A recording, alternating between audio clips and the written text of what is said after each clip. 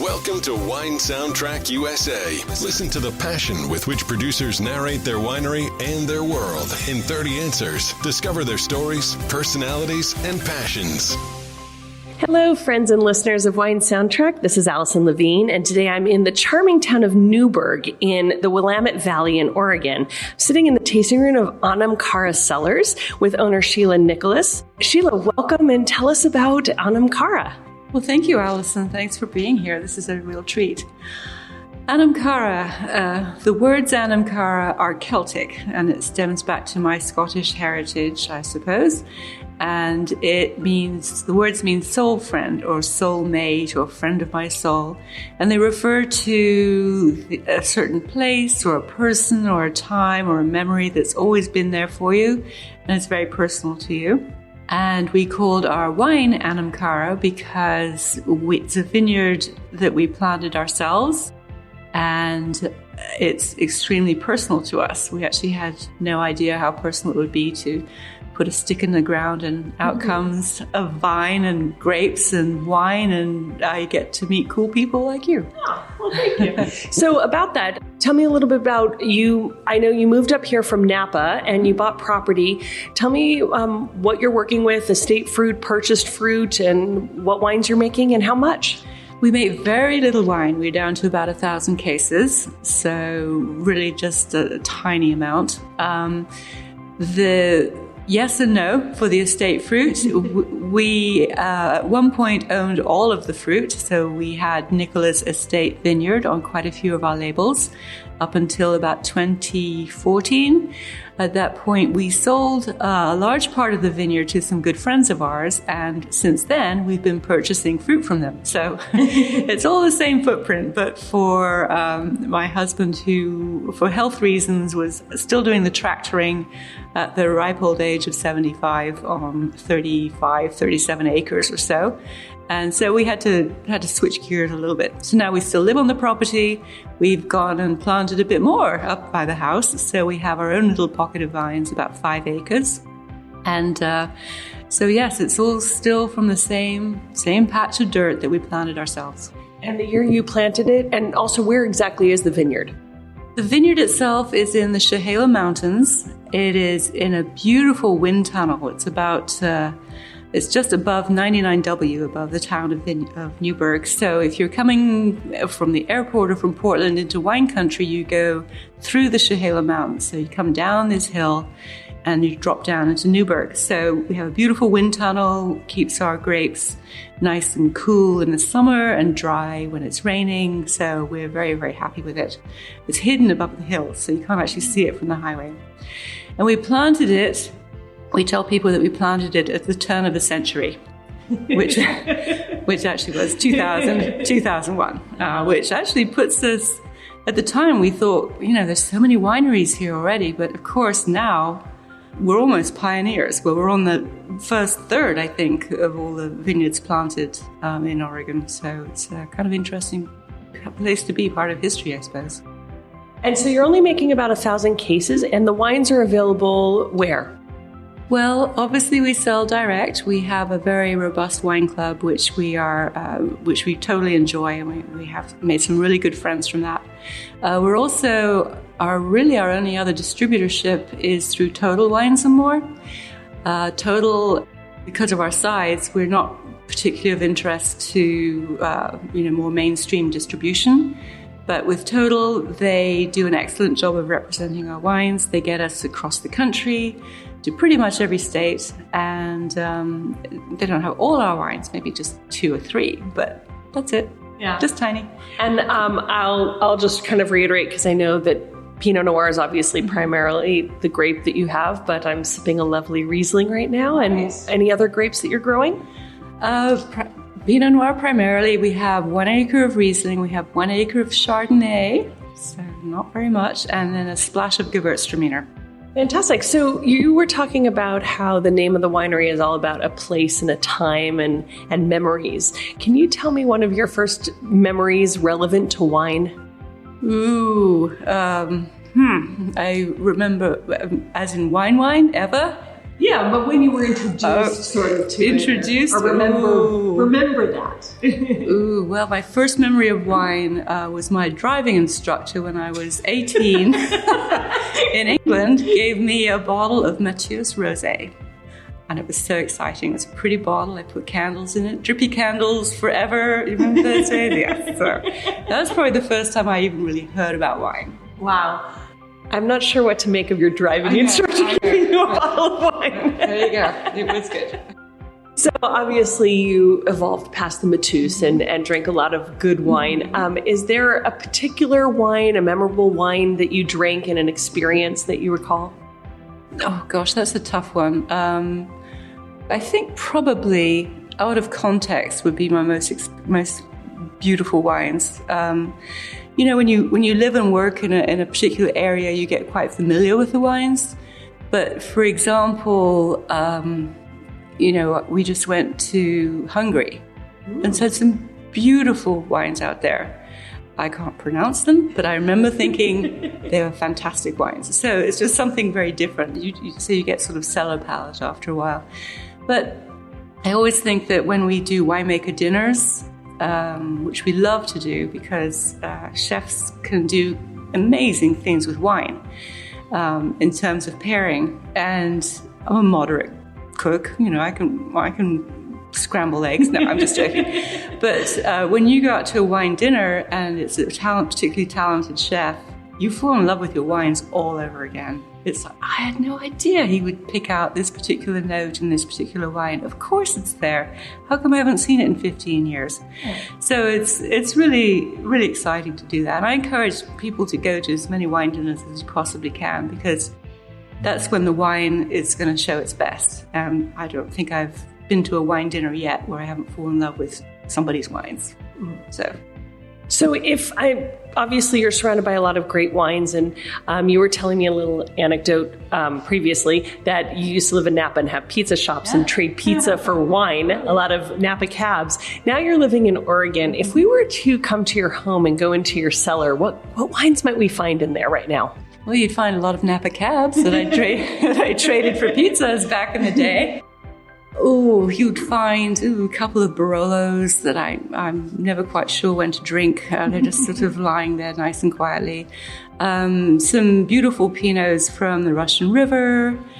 Of course, a little bit of Chapoutier. I'm looking forward to some Roche, which I just, it's just sitting there. Sometimes it's just as fun to look at the bottles and just fantasize about what they're going to taste like. So some pretty old wines. Oh, that's a pretty exciting cellar. Yeah. I don't know if it's, you build up the anticipation of when you're going to open them. So maybe they'll never be opened. Maybe I'll just keep looking at them and imagining what they're going to taste like. Because that would be such a disappointment if, maybe they're past their prime. I don't know. Yeah. Do you think there's a such thing as a perfect variety? Perfect as in? A perfect wine to make, a perfect wine to drink. I don't know how do you think there's one? And if so, how do you interpret that? Perfect wine. Well, there's the old adage of perfect wine depends on who you're with and what you're eating. But we've always enjoyed making Pinot Noir. I think it's because it can be perfect. We're always looking for that perfection. And I think once you sit back and say, I've done it, I'm perfect, you're not. You can't be. There's wines that are a lot easier to make, but I'm not after easy. And every year is completely different with Pinot Noir. You have no idea what you're going to get from one vintage to the next. So that's very exciting for us. And I think that's why so many winemakers gravitate towards the excitement and challenges and complexities of making Pinot. Now, you're a small producer making only about 1,000 cases, and I'm not sure if critics play a role, but what's your opinion on wine critics and scores? Ooh, nice one. Well, that is actually very interesting. We have certain critics that we follow. We have certain critics that we enjoy. We have certain critics that we actually solicit their input, frankly. One of our favorite critics was one that probably not too many people outside of the Pinot world have heard of. There's a gentleman called Rusty Gaffney. And I was heartbroken, but I don't blame him, but he's just decided to retire. I know, very sad. So Rusty Gaffney writes the Pinot file, and I think you can still find it online. And no one has tasted as much Pinot Noir as Rusty. And for that reason, we really welcomed his thoughts and opinions, and his reviews are very serious. They're thought out.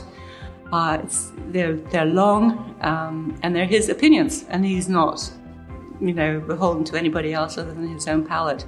And he was perfectly okay with you calling him up and saying, Rusty, and he'd say, well, frankly, or that was the best whatever you've ever made, and he would follow you. So, I think he was well beloved by a lot of people. Also, I will say that we can get the lovely scores that are very useful for shelf talkers, as we call them. Reviews from well-known publications, which are great from a consumer perspective. But when Rusty wrote us up, people would come in the door. Go figure. I mean, I loved it. And so we have a lot of respect for Rusty, and we'll miss him very much.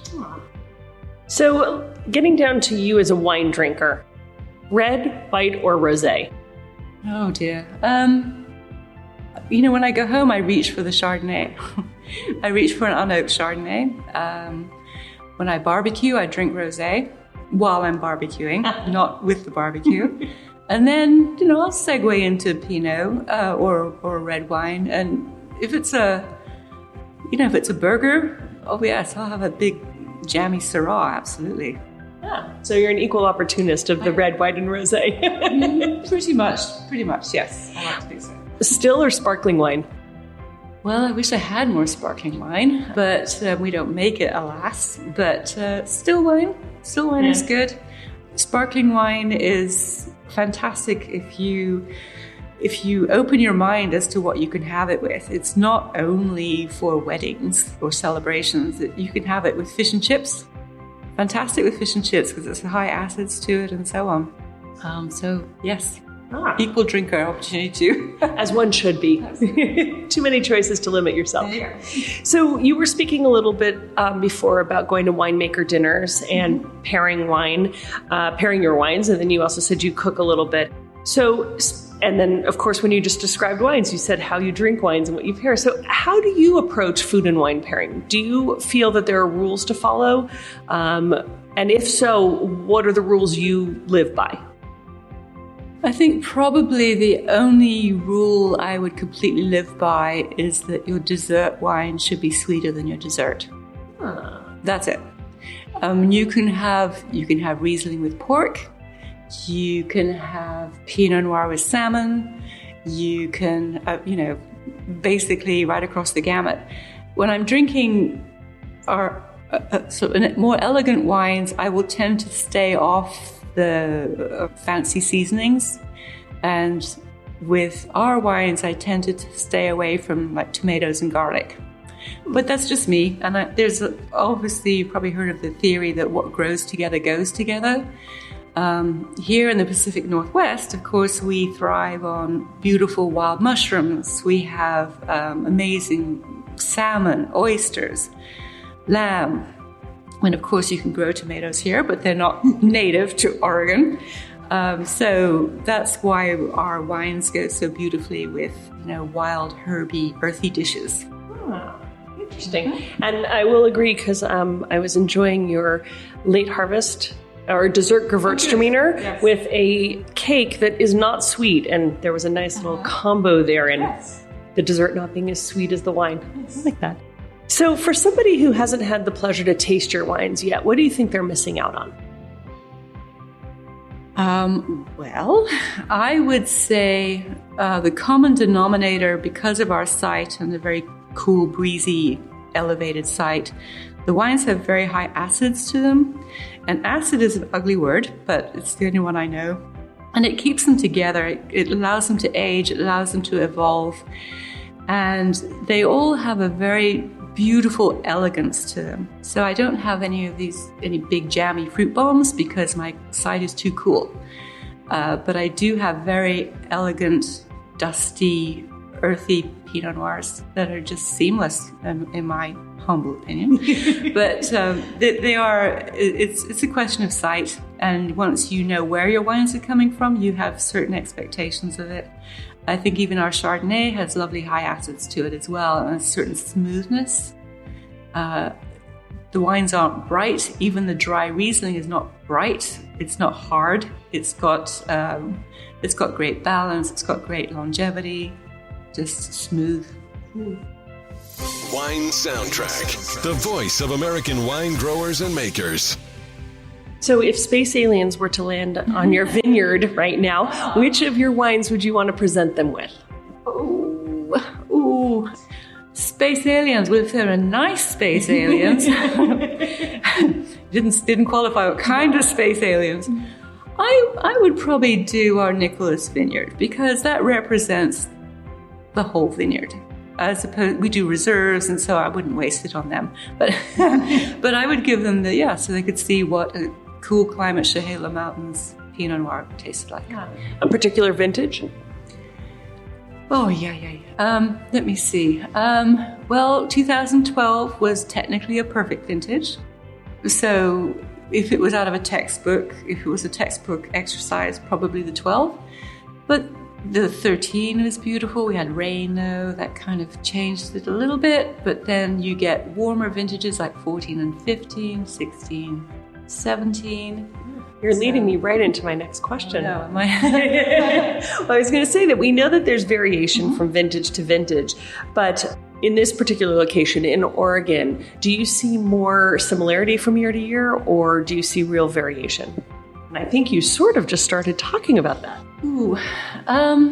There is variation because we really don't know what's going to happen. Like 13, 12, going back to 12, it was literally, we had bud break when we wanted it. We had flowering when we wanted it. We had, of all things, harvest when we wanted it. Go figure. So it was a great vintage all around. 13 started off like that, and then going into harvest, we had 8 inches of rain in a weekend. And it was kind of an interesting challenge. Everybody had to make the decision to pick before or after.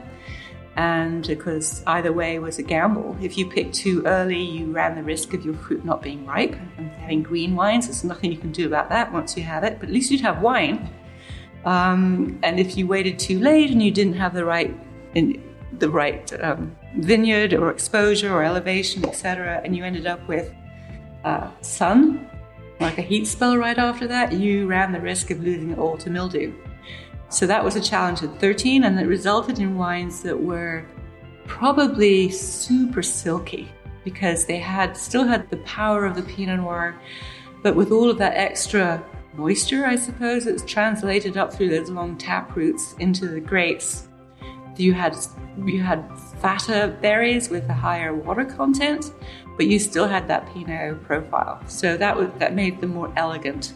Compared to the next year, same grapes, same vineyard, everything. The next year was the first of the hot years, 14. We had huge heat. It seemed like an early spring and a very hot, dry summer. And we were all sort of wondering if we'd have to, God forbid, pick in August, which would have been terrible. But fortunately, right towards the end of August, the weather cooled down and everything restabilized, recalibrated. The grapes took a breath.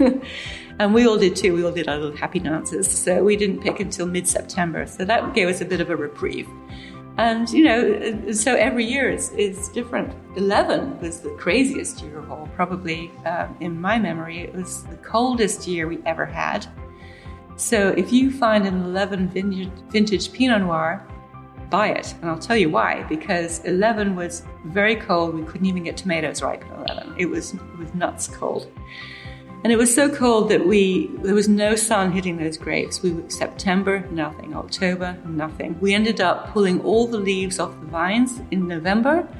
And literally all you could see was a row of grapes. And finally, right about just before Thanksgiving, they just notched up to the viable harvest pick. So we picked, and right off the shoot, Nick and I have a habit of taking all right, after bottling, we'll take a few bottles home and, have them with whatever.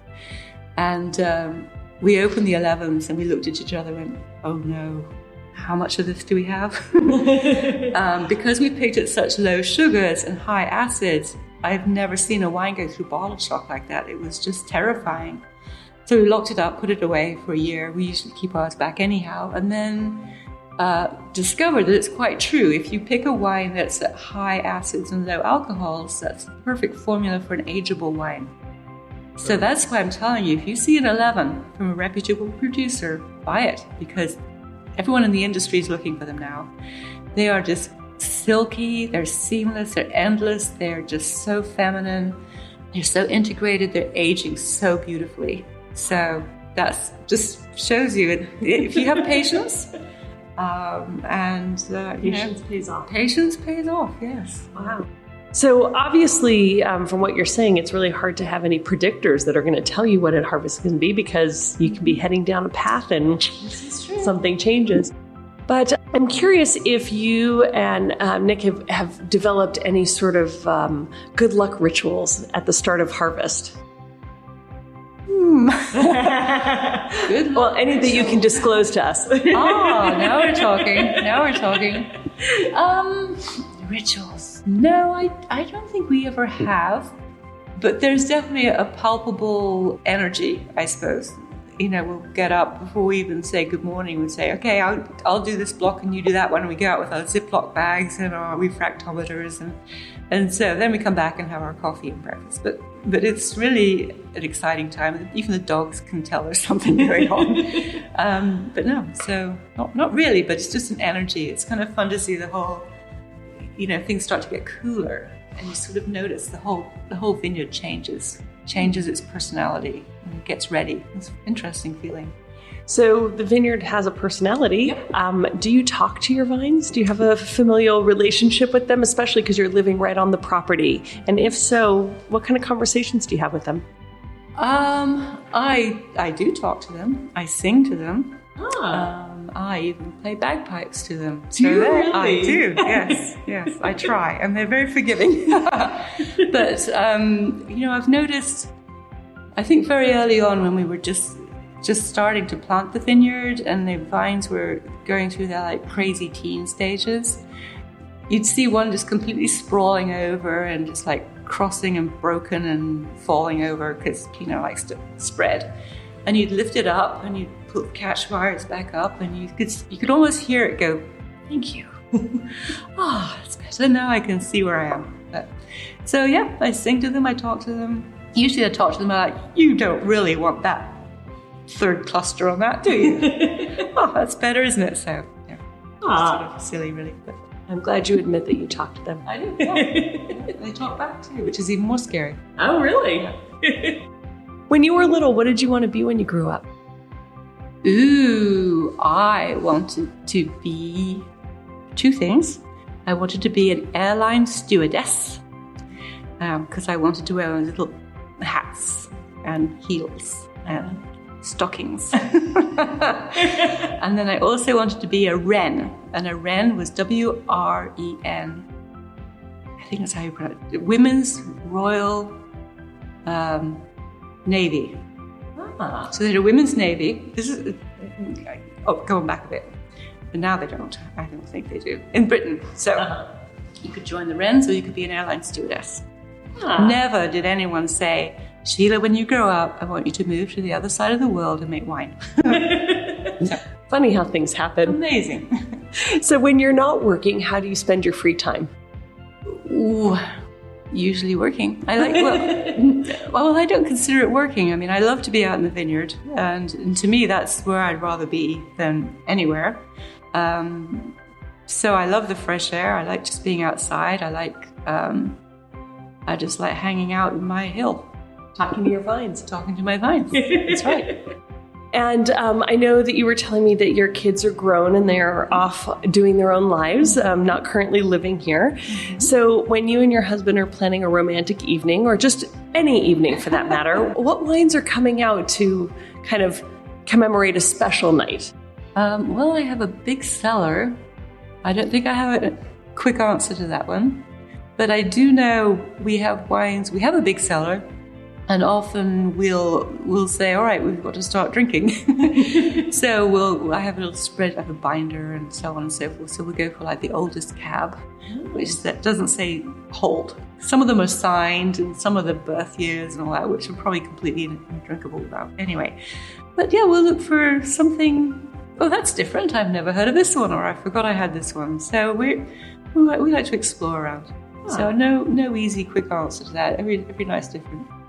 So you came over from Britain. Any sport team affiliations that you've carried over, or did you pick any fandom up over here? Ooh, Nick's the sports buff. And that's about all I could probably say about that. So fair enough. Yeah, I didn't know if you brought any, rugby or football team rah-rah from Britain over with you. No, I have memories of being stuck in an elevator with the Scottish rugby team. That was interesting. Yes, after the game against England, which was even more interesting. Yeah. But no, I couldn't tell you who they were or anything. So if you imagine a scenario of a restaurant where someone's sitting at a table and they're enjoying a bottle of your wine on the table, and the paparazzi snap this photo, and your wine's in the background. As they do always. As they do always. Yes. Who would you want that person to be drinking your wine? Celebrity, non-celebrity, living, deceased, your choice. But who do you wish you could capture a photo drinking your wine? Ooh, ouch. That's putting me on the spot there. Let me see. I don't know. There's lots of people. I don't think they have to be celebrities. I don't really. That's great. It's nice.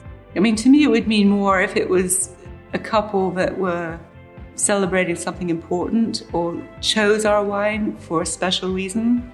We have some friends actually that got engaged over a bottle. They didn't even know us, but they loved our wine, didn't know us at all, and then they just got married. So something like that. Because of your soulmate bottle. No, I don't know that. I don't even know that was it. I honestly don't. They were just drinking it, and he proposed, and that to me that's very deep.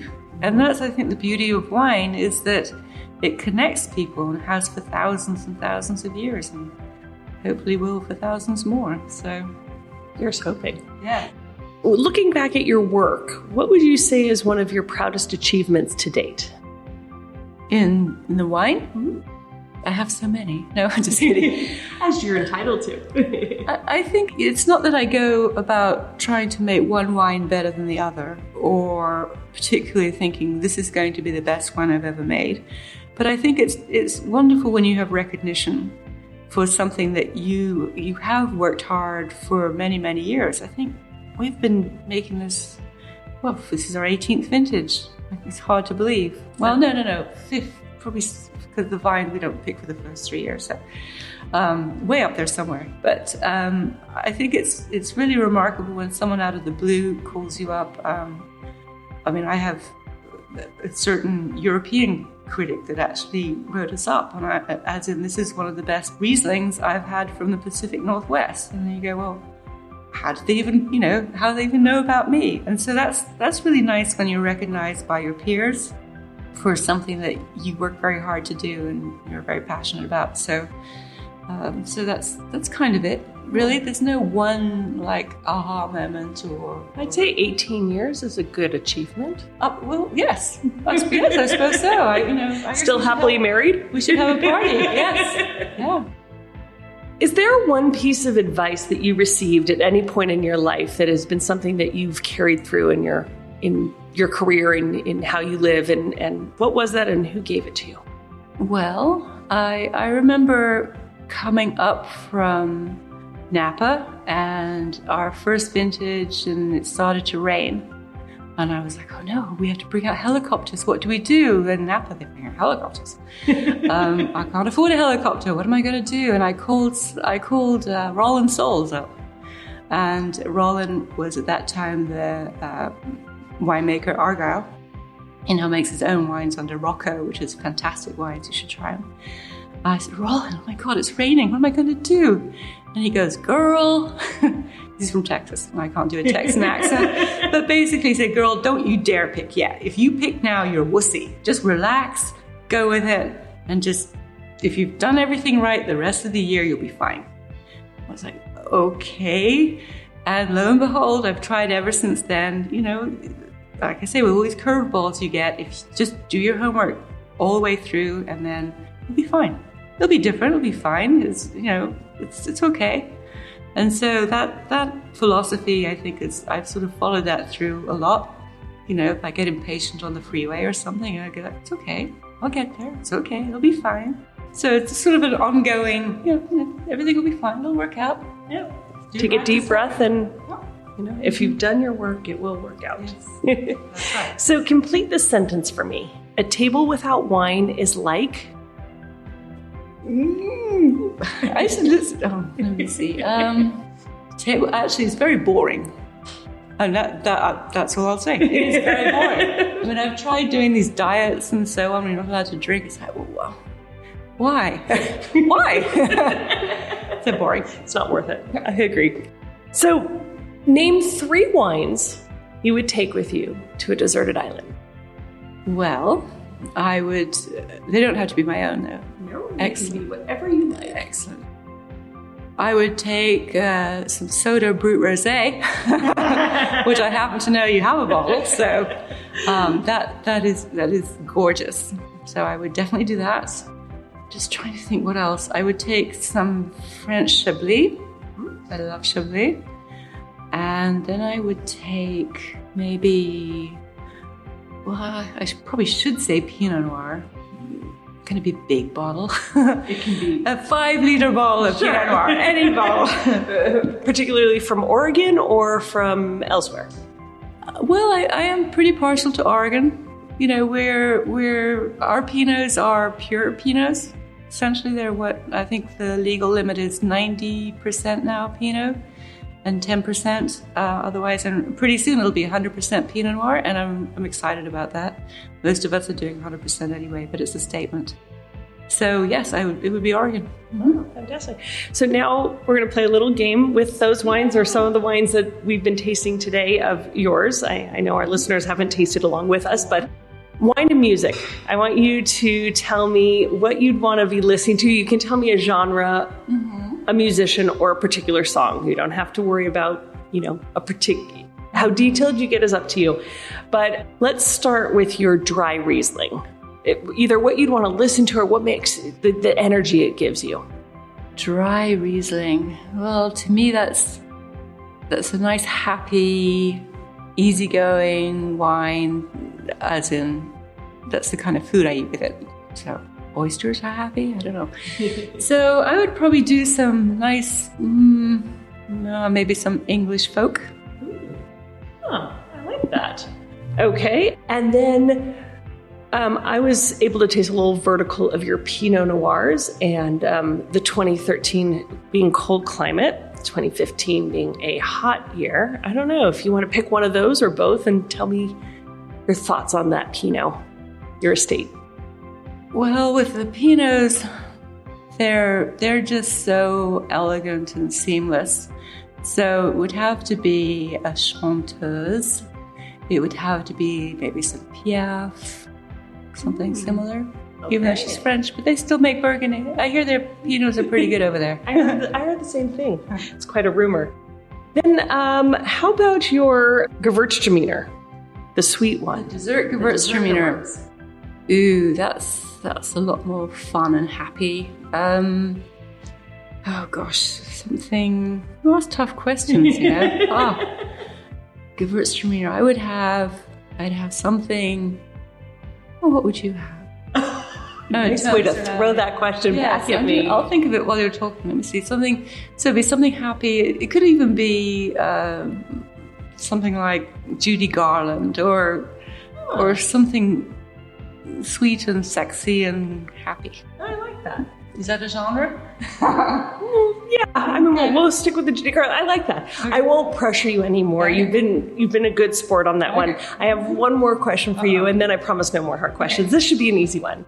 There are a lot of great places in the world to travel and a lot of great wine regions. Is there one place that's at the top of your bucket list that, that you're planning to go to, or if you could, this is where you'd head to? Well, I'd actually like to see Mendoza. I haven't been to the center of South America. That part of the world. I would like to see that. I've heard great things. The wines are great. It's more than Pinot. So that's where I'd like to go. Fantastic.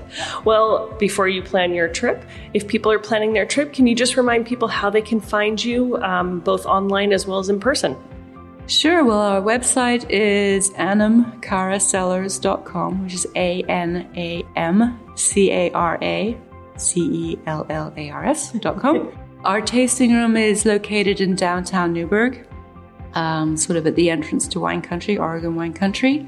Our vineyard is in the hills above Newburgh, and we're always happy to show people around there by appointment because it's up half a mile of gravel in the middle of nowhere, so it's kind of hard to find. But all of our wines are available in our tasting room, and we have a really, really wonderful tasting room staff here. We also are very proud to have downtown Newburgh's only vineyard. It's a tiny, weeny little thing, but it's cute. I can't go very long without seeing vines, so we put a few vines outside of our tasting room. Fantastic. And your tasting room is open 7 days a week? In the summer, it's open 7 days a week, basically 11 to 5, a little bit later on Fridays and Saturdays. And then in the winter, sort of from December through about March, we're open Wednesday, Thursday, Friday, Saturday. Sunday. No, hang on. Thursday, Friday, Saturday, Sunday. Thursday, Friday, Saturday, Sunday. There you go. Well, fantastic. Sheila, thank you so much for joining us today at Wine Soundtrack and sharing your story, and have a great day. It's been a pleasure. It's been really fun talking with you, Alison. Thank you very much. Cheers. Cheers.